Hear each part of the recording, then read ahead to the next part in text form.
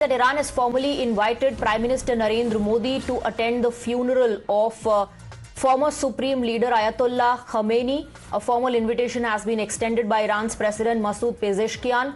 Prime Minister Modi has been invited to attend the multi-day state funeral and burial ceremonies for Ayatollah Khamenei, who was killed in a US-Israeli airstrike in February. The funeral of Khamenei will start on the 4th of July and end with his burial in the holy city on the 9th of July. We have Mayank joining us in the broadcast with more details. And the big news is that Iran has formally extended an invite. They have invited Prime Minister Narendra Modi to attend the funeral ceremony of the former Supreme Leader of Iran. Yes, Swati. The invitation has directly come from President Masoud Pezeshkian himself. And as you have already brought out that this solemn ceremony will be extended for multiple days.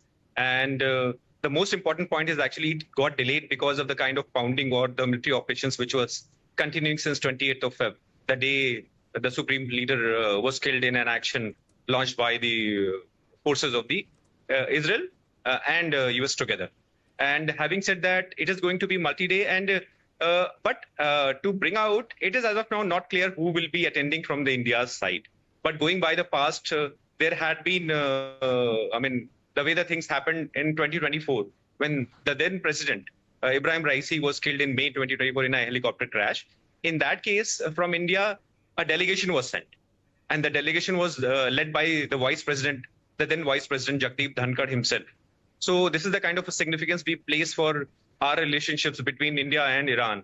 And going back that, by that we expect that leaders of seniority who will be of some significance in the cabinet also might be attending. But we can also, as of now, we cannot specify that who will be attending this. But as you have said, it is going to spread out for multiple days, starting from 4th of July. And the body as of now has been kept at Tehran's Grand Musalla complex. So it is going to spread out, and as it brought out, right from the beginning when the Supreme Leader was killed, it was on India's Foreign Secretary, Vikram Misri, was sent, and he visited the Iranian embassy in New Delhi. All right, Mayank, do stay on with us. We have former diplomat Deepak Vora joining us on the broadcast to speak with us about the significance of this development. Mr. Vora, a formal invite extended to India to Prime Minister Narendra Modi to attend the funeral of former Supreme Leader of Iran. Well, thank you very much. I'm not in the nation's capital, but I have served in the region that we are talking about for several years. What is the purpose of the invitation? What will it serve? Let's say Prime Minister of India agrees. There are security concerns. Who else has been invited? Have the Jihadistanis been invited? You know, there are many issues that we take into consideration before accepting an invitation.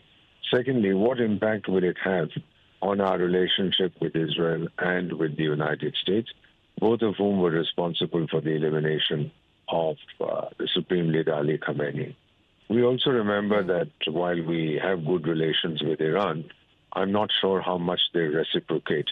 Ali Khamenei used to raise Kashmir every now and then.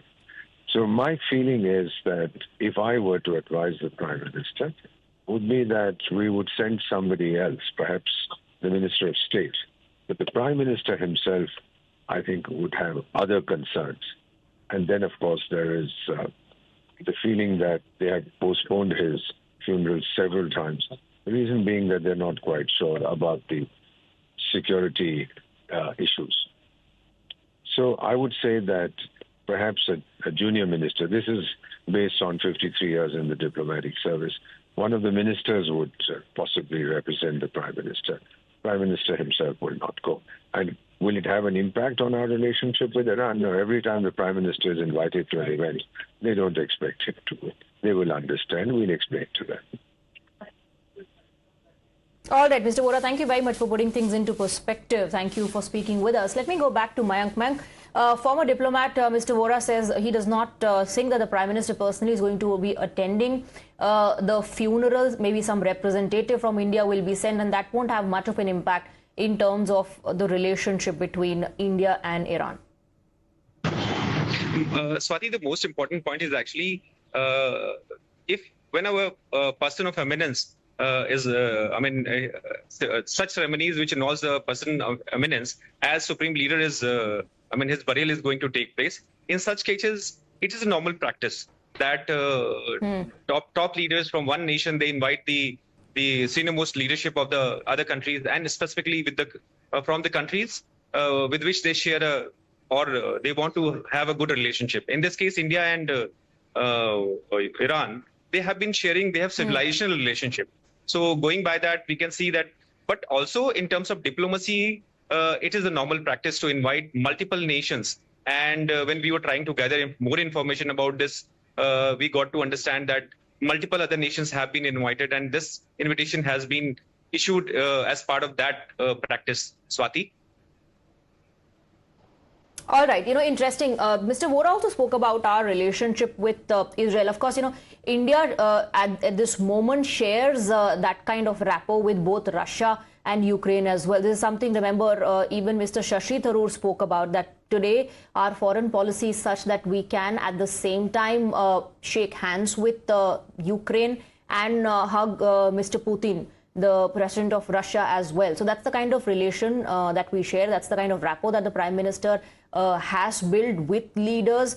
But will, the fact that India shares a great equation with Israel and, of course, improved ties now with US as well, be one of the factors?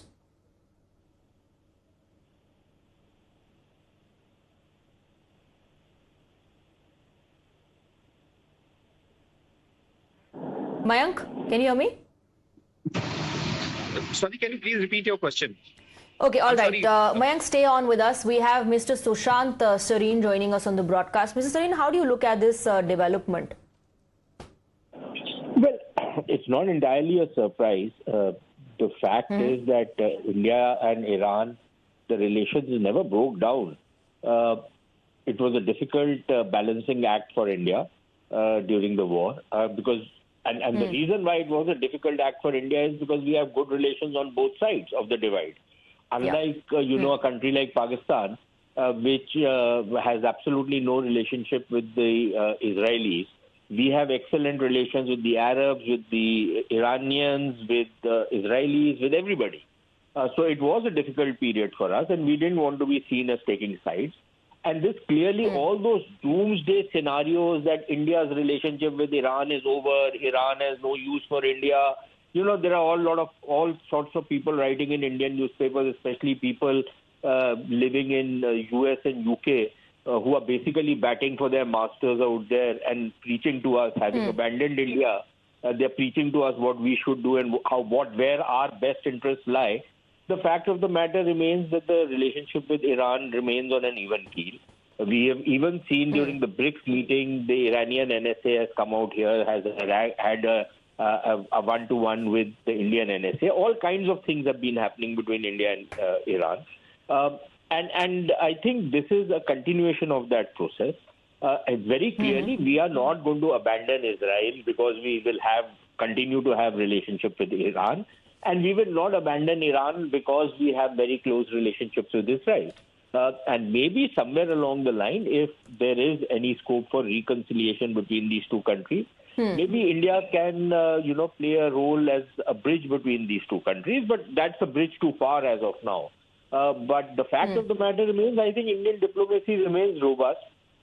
We don't want to take any sides in anybody else's wars. Right. And I think this invitation from Iran is an indication that while, there might be some issues between the two countries, but there is absolutely no question of any kind of a break in the relationship between both sides. All right. So you're saying we'll continue to walk that diplomatic tightrope. Let's see how the government responds to this and whether or not there's a reaction. Thank you very much, Mr. Sareen, and thank you to Mayank as well for getting us the details and their perspectives. Moving on.